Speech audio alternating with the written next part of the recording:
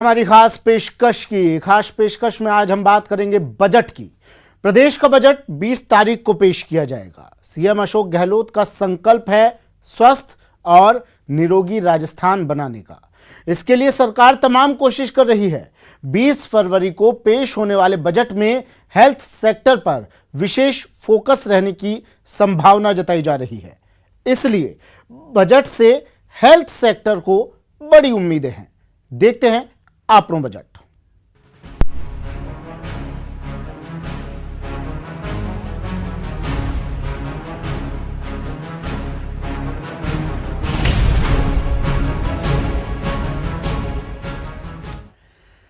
मुख्यमंत्री अशोक गहलोत ने स्वस्थ और निरोगी राजस्थान की कल्पना की है। पिछले बजट में निशुल्क दवाई योजना पर फोकस रहा था। उम्मीद है इस बार भी ध्यान रखा जाएगा। सीएम का संकल्प है कि राजस्थान निरोगी हो, इसलिए बजट में हेल्थ सेक्टर पर विशेष फोकस करने की उम्मीद जताई जा रही है। बजट से हेल्थ सेक्टर को बड़ी उम्मीद। स्वस्थ और निरोगी राजस्थान का संकल्प। बेहतर स्वास्थ्य सुविधाएं उपलब्ध कराना चुनौती। हेल्थ सेक्टर में बढ़ेगा बजट।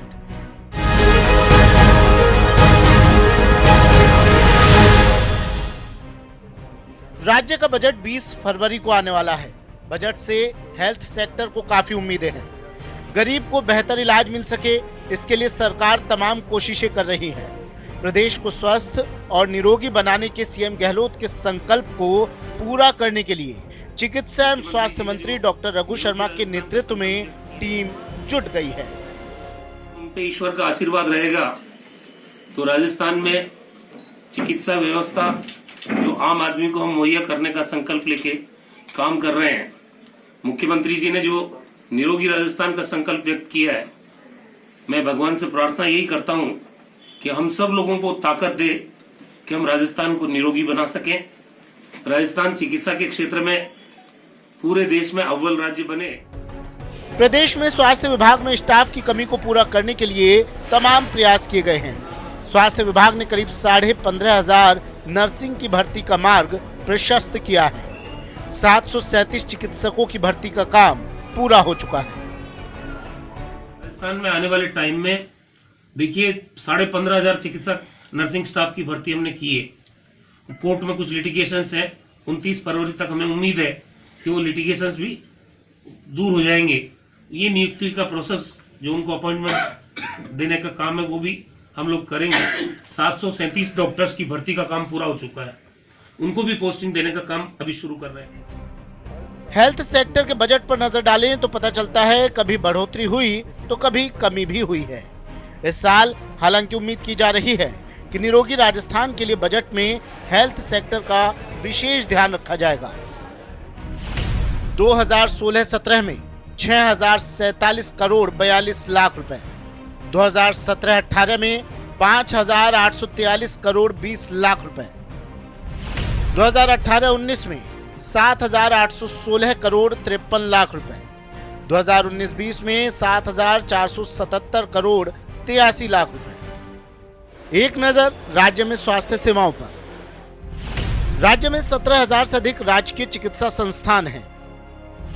स्वास्थ्य विभाग की ओर से 103 चिकित्सालय संचालित हैं। 606 सीएचसी, 2090 आरपीएचसी, 190 डिस्पेंसरीज हैं। 118 मातृ एवं शिशु कल्याण केंद्र हैं। 51 शहरी प्राथमिक स्वास्थ्य केंद्र, 14,378 उप स्वास्थ्य केंद्र हैं। राष्ट्रीय शहरी स्वास्थ्य मिशन के तहत 5 शहरी सीएचसी, 139 शहरी पीएचसी है। 14 मेडिकल कॉलेज से संबद्ध 52 चिकित्सालय संचालित किए जा रहे हैं। अगर पिछले बजट पर नजर डालें तो पता चलता है कि हेल्थ सेक्टर के लिए कई घोषणाएं की गई थी।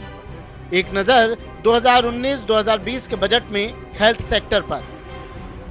मुख्यमंत्री निशुल्क दवा योजना के तहत 104 नई दवाएं निशुल्क सूची में शामिल की गई। किडनी, हार्ट की दवाएं मुफ्त देने की घोषणा की गई। 70 की बजाय 90 तरह की जांचें भी अब मुफ्त हुई थी।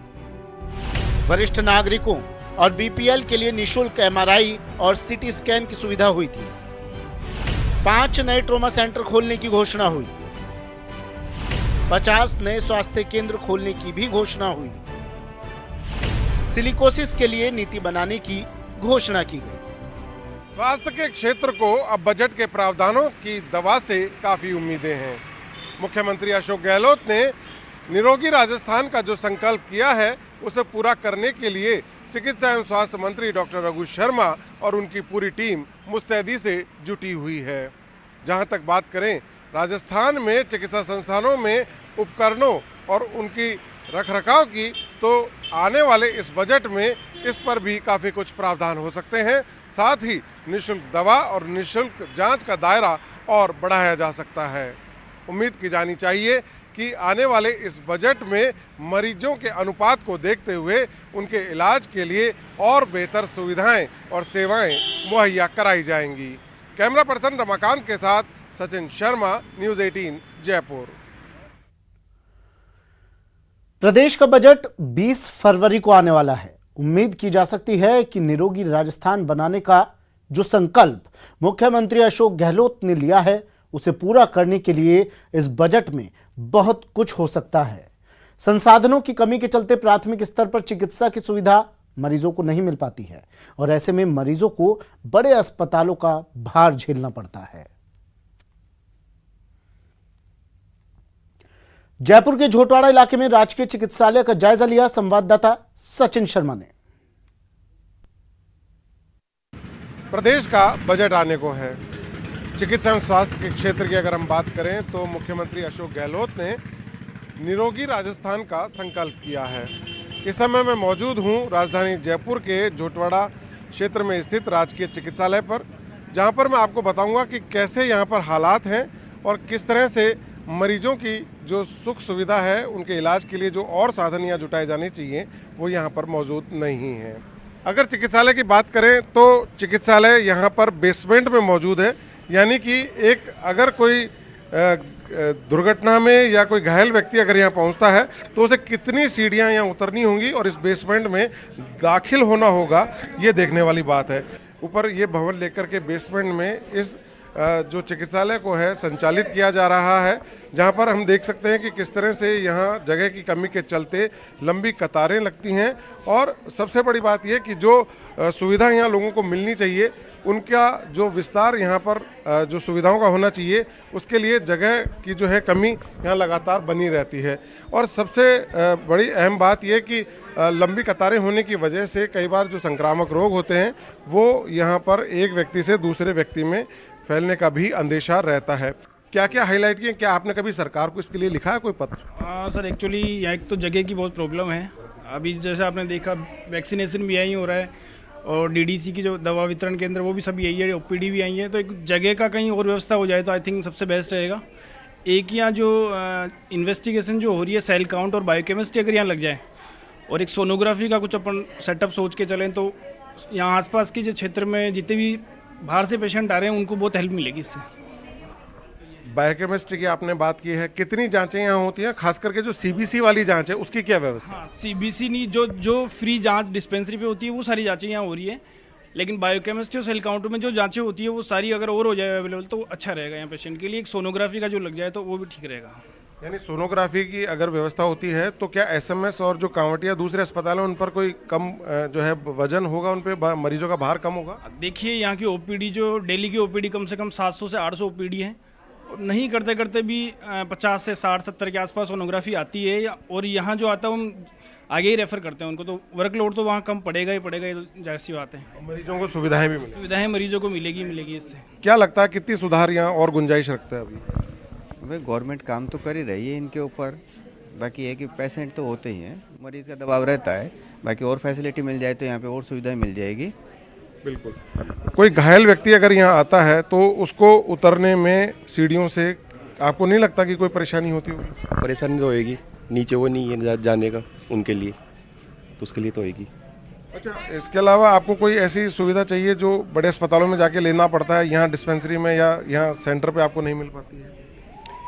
काफ़ी सारी चीज़ें जो नहीं मिल पाती है, दवाइयाँ वगैरह उनकी, दवाइयों की भी कमी रहती है। हाँ। उनका कहना है कि अगर सीबीसी यानी जो बायोकेमिस्ट्री की जो जांच है, जो कि एक महत्वपूर्ण जांच मानी जाती है, सीबीसी की जांच, अगर वो यहाँ शुरू होती है तो उससे भी मरीजों को काफ़ी कुछ फ़ायदा मिल सकता है। उम्मीद की जानी चाहिए कि जिस तरह से राजधानी जयपुर के एक जो आबादी का जो क्षेत्र है, जिसमें सघन आबादी है, और जिस तरह की सुविधाएं, चिकित्सा स्वास्थ्य की सुविधाएं यहाँ मिलनी चाहिए, अगर ये सुविधाएं, बेसिक सुविधाएं मुहैया होती हैं तो इससे निश्चय ही चिकित्सा स्वास्थ्य की सेवाएं और सुदृढ़ होंगी, लोगों को और इसका फायदा मिलेगा। कैमरा पर्सन अविनाश के साथ सचिन शर्मा, न्यूज़ 18 जयपुर। ब्रेक के बाद स्वागत है आपका। गहलोत सरकार के आने वाले बजट से कोटा के लोगों को काफी उम्मीदें हैं। कोटा के लोगों की मांग है कि न्यू मेडिकल कॉलेज में स्थापित सुपर स्पेशलिटी विंग के लिए सरकार 15 करोड़ रुपए का बजट दे, ताकि ये विंग काम करना शुरू करे और असाध्य रोगों का इलाज शुरू हो। कोटा में न्यूज़ 18 संवाददाता अर्जुन अरविंद ने सुपर स्पेशलिटी विंग का लिया जायजा। 20 फरवरी को राजस्थान की सरकार अपना प्रदेश का बजट पेश करेगी और इस बजट को लेकर हम हर आम आवाम को बड़ी उम्मीदें हैं। तो चिकित्सा सुविधा को लेकर भी जो हाड़ौती प्रदेश है, हाड़ौती अंचल है, वहाँ के लोगों को बड़ी सरकार से उम्मीद है, आशा है कि जो कोटा न्यू मेडिकल कॉलेज है, वहाँ पर जो सुपर स्पेशलिटी विंग जो बनी है उसको चालू किया जाए, क्योंकि 1 साल से ये विंग यहाँ पर बनकर कंप्लीट है और इसे अब सरकार के 15 करोड़ के जो अनुदान मिलना है उसका इंतज़ार है। कई लोग इसको लेकर आंदोलित भी हैं और जैसे सरकार का जो बजट आने वाला है तो उससे कई उम्मीदें भी हैं। उनके अधीक्षक भी यहाँ हैं, डॉक्टर चंद्रशेखर सुशील जी, तो उनसे भी हम बात करने की कोशिश करते हैं। डॉक्टर साहब, कहाँ पर बात अटकी हुई है? बजट भी आने वाला है सरकार का, तो क्या उम्मीद है इस पूरे यूनिट को लेकर? हमने इसके लिए ऊपर कई बार लिख के दिया है और राजस्थान सरकार बहुत इसके लिए गंभीर है और जल्दी जल्दी इसको चालू करने के पक्ष में है। अभी फ़िलहाल जो था हैंड ओवर टेकन ओवर का काम चल रहा है और करीब करीब वो भी लास्ट में है, तो मेरी ख्याल से बहुत जल्दी इसको अगले महीने से हो सकता है कि मार्च में ही चालू हो जाए। तो इस बजट से उम्मीद है जी। बीकानेर के लोगों को आने वाले बजट से काफ़ी उम्मीदें हैं। बीकानेर में सरकारी अस्पतालों में कई कमियां हैं। कुछ जगहों पर कर्मचारियों की कमी है तो कहीं सुविधाओं का अभाव है। एम्बुलेंस सेवाओं के हालात तो बद से बदतर हैं। अधिकांश एम्बुलेंस खटारा हो चुकी हैं, कुछ एम्बुलेंस चालू हैं तो उसमें भी सुविधाओं का अभाव है। चिकित्सा सेवा में दावे बहुत किए जाते हैं। सरकार की ओर से कहा गया है कि कई जगह जो मूलभूत जो सुविधाएं हैं वो चिकित्सा सेवा की मिल सके, ताकि जो मरीज हैं जो दूर दराज से आते हैं उनको और उनके परिजनों को किसी तरह की परेशानियों का सामना नहीं करना पड़े। लेकिन अगर मौजूदा स्थिति की बात कर लें तो सरकारी अस्पतालों में खासतौर पर जो स्टाफ की जो कमी है वो भी देखने को मिल रही है। इसके साथ ही जो संसाधन है वो भी यहाँ पर कम है। तो इसके साथ ही जो एम्बुलेंस जो सेवा है वो भी जर्जर अवस्था में साफ तौर पर देखने को मिल रही है। चरमरा गई है यहाँ पर एम्बुलेंस व्यवस्था। फिलहाल अभी मैं अपने सहयोगी देव जोशी से कहूँगा कि एक बार नज़ारा ये दिखाए कि हम एक सरकारी अस्पताल में है और यहाँ के जो नज़ारा है वो ये तस्वीरें आप साफ तौर पे बयां कर रही है किस तरीके से जो 108 एम्बुलेंस है जो मरीजों को लाने का काम यहाँ पे करती है। अगर कोई बड़ा एक्सीडेंट हो जाता है तो यहाँ पर जो एम्बुलेंस की जो सेवा है वो काफ़ी महत्वपूर्ण मानी जाती है। लेकिन यहाँ पर जो स्थिति है वो खासतौर पर जर से जर्जर हो चुकी है। आप देख सकते हैं एम्बुलेंस की जो हालत है वो पूरी तरह से ख़राब हो चुकी है। और इसके साथ ही जो उम्मीदें हैं, क्योंकि सरकारी अस्पताल है, सरकारी अस्पताल में जो चिकित्सा सेवा है वो मुहैया होनी चाहिए। इसके साथ ही जो एम्बुलेंस की जो विशेष तौर पर जो सेवा की जो मांग है वो हमेशा की जाती है, क्योंकि जब भी कोई एक्सीडेंट होता है या कोई दुर्घटना घटित होती है तो तुरंत एम्बुलेंस को फ़ोन किया जाता है और एम्बुलेंस वहां पर पहुंचती है और जो मरीज होता है या कोई दुर्घटनाग्रस्त जो लोग होते हैं उन्हें तुरंत अस्पताल में पहुंचाया जाता है ताकि उन्हें जो चिकित्सा सेवा है वो यहाँ पे मिल सके। लेकिन जो सरकारी अस्पतालों की अगर बात कर ले तो वहाँ पर जो हालात हैं वो बद से बदतर हो चुके हैं और यहाँ पर जो सुविधा के नाम पर जो कमी है वो साफ तौर पर देखने को मिल रही है। आप देख सकते हैं कि जो एम्बुलेंसों की जो स्थिति है वो यहाँ पर साफ तौर पर देख सकते हैं कि खटारा यहाँ पर हो चुकी है, जिनको अब पूरी तरह से गोदाम में यहाँ पर रख दिया गया है। और अभी भी यहाँ पर जो व्यवस्था है वो साफ तौर पर जरूरी है। कोई जो चीज़ें हैं वो यहाँ पर चाहिए ताकि अगर चिकित्सा सेवाएं मुस्तैद करनी है और उनको अगर मुस्तैदी से काम करना है तो यहाँ की जो व्यवस्था है वो सुधारनी पड़ेगी। सभी जो सरकारी अस्पताल हैं वहाँ पर ऐसी जो व्यवस्था है वो साफ तौर पे देखने को मिल रही है। कहीं जगह स्टाफ की जो कमी है वो भी देखने को मिलती है, क्योंकि स्टाफ की कमी के कारण कई बार जो मरीज होते हैं उन्हें जो इलाज है वो नहीं मिल पाता, जिसके कारण से वो मौत के आगोश में सो जाते हैं। तो वहीं पर जो मरीज होते हैं उनको लाने और ले जाने के लिए एम्बुलेंस की सबसे बड़ी व्यवस्था होती है। लेकिन अगर सरकारी